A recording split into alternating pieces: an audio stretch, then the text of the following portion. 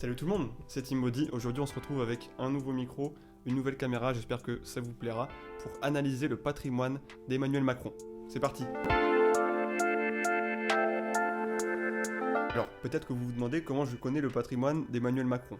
Je vous rassure, je ne suis pas dans le secret des dieux, je dors pas à l'Élysée, c'est simplement que le président de la République doit effectuer une déclaration de situation patrimoniale au début de son mandat et à la fin de son mandat. Donc là on arrive à la fin de son mandat, la déclaration est parue récemment, je vous mets le lien si ça vous intéresse en détail, donc c'est paru au journal officiel le 9 décembre, donc tout ce que je dis est public et vérifiable. Également, cette vidéo ne constitue pas, comme toutes les autres, un conseil en investissement financier.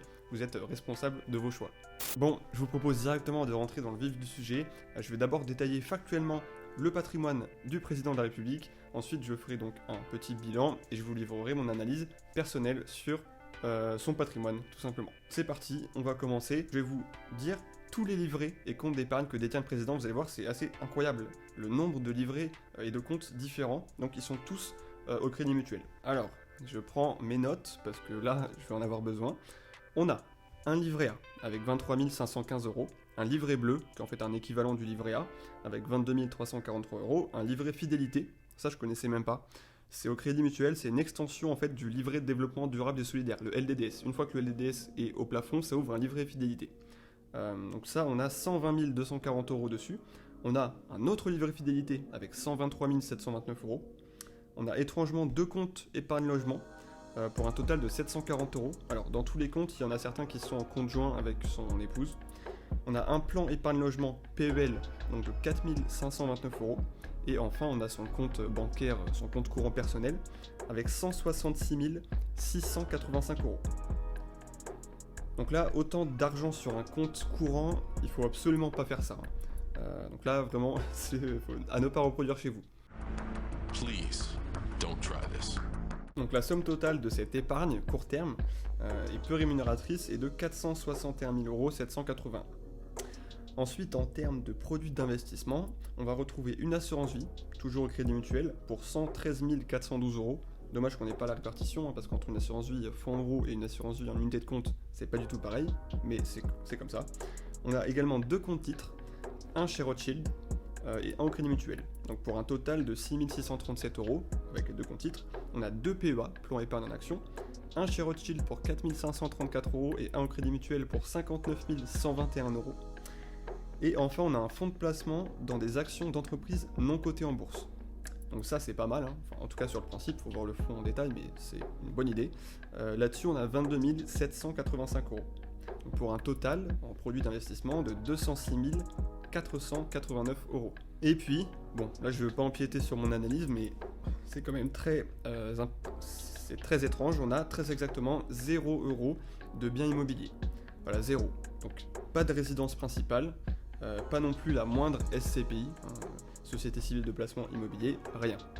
Et enfin, pour ce qui est des dettes, on n'a pas d'immobilier du côté de M. Macron, donc logiquement on a peu de dettes, c'est souvent évidemment relié, mais quand même, Emmanuel Macron a contracté un prêt en 2011 à hauteur de 350 000 € donc pour financer les travaux de la résidence principale de son épouse, donc Brigitte Macron, et il lui reste aujourd'hui environ 127 000 € à rembourser. Bon, on va passer au bilan. Alors, évidemment, je ne suis pas dupe. Emmanuel Macron sait très bien que son patrimoine est visible de tous et peut-être qu'il en joue. Peut-être qu'il veut avoir autant d'épargne. Voilà, il y a peut-être une communication derrière, j'en sais rien, mais on va analyser son patrimoine de façon objective et impartiale parce que en fait, ce type de patrimoine est très commun en France. Beaucoup de Français ont énormément d'épargne comme ça, donc on va l'analyser sur une base neutre et ça pourra vous servir, j'en suis sûr. Donc pour commencer, on peut dire que la répartition du patrimoine est désastreuse.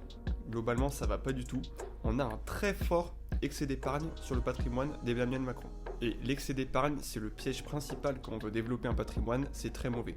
Là, on voit que son patrimoine brut, donc sans compter la dette immobilière, est de 668 270 €. En fait, quand on regarde l'épargne comparée à son patrimoine global, l'épargne représente plutôt 69% du patrimoine. C'est tout à fait énorme. Et quand je vous parle d'épargne, il faut que ça soit bien clair. Ce sont des livrets d'épargne, un compte bancaire, un compte courant. Donc c'est très peu, voire pas du tout rémunéré. Ça ne rapporte quasiment rien. Donc 70% de son patrimoine ne rapporte rien. Et maintenant, le deuxième gros souci, c'est qu'on n'a pas du tout d'immobilier. 0 € d'immobilier sur un patrimoine qui est quand même conséquent, sur des capacités qui sont élevées, c'est vraiment d'autant plus préjudiciable. Parce qu'il ne faut pas oublier que l'immobilier, ça reste un placement solide, durable et qui va permettre de diversifier un patrimoine, notamment un patrimoine qui serait beaucoup axé sur les actions. Alors, quelle est mon analyse qui découle de ce bilan ? Selon moi, il faudrait drastiquement réduire la proportion d'épargne, de façon à garder environ 3 mois de salaire de côté en épargne de précaution, comme je vous ai dit sur ma toute première vidéo qui vous présente vraiment les grandes étapes de la constitution d'un patrimoine. Alors pour M. Macron, c'est évidemment un cas particulier, mais M. Macron a déclaré 1,35 million d'euros d'après BFM Business entre mai 2017 et octobre 2021, donc en 4 ans et demi. Cela constitue son salaire ainsi que les droits d'auteur qui sont issus des ventes de son livre.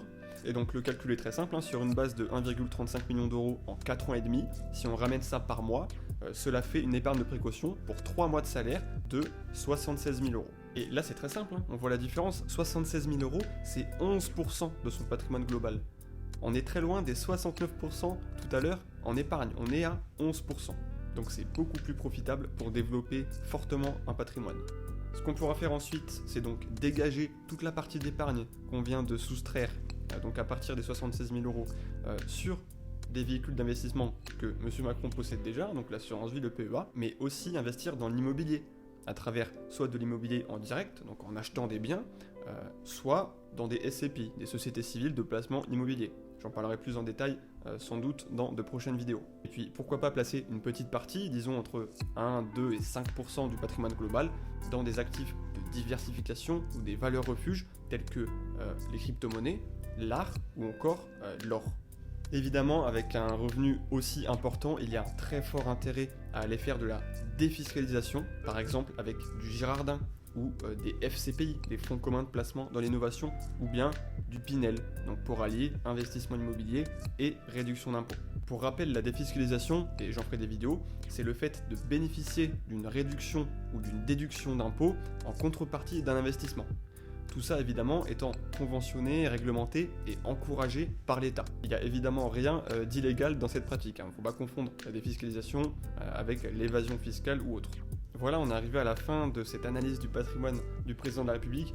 Évidemment, c'est un cas particulier, mais vous pouvez transposer cette analyse peut-être à vos finances. Regardez combien vous avez d'épargne comparé à ce que vous avez en investissement dans les marchés financiers ou peut-être en immobilier si vous avez déjà un petit peu développé votre patrimoine. N'hésitez pas à vous abonner juste en dessous de la vidéo pour ne rien rater de mes futures vidéos. Je vais notamment vous expliquer comment défiscaliser. N'hésite pas à mettre un like, un pouce vers le haut, c'est juste en dessous de la vidéo, ça m'aide énormément et c'est totalement gratuit. Je te souhaite une très bonne journée ou une très bonne nuit et à la prochaine. Salut!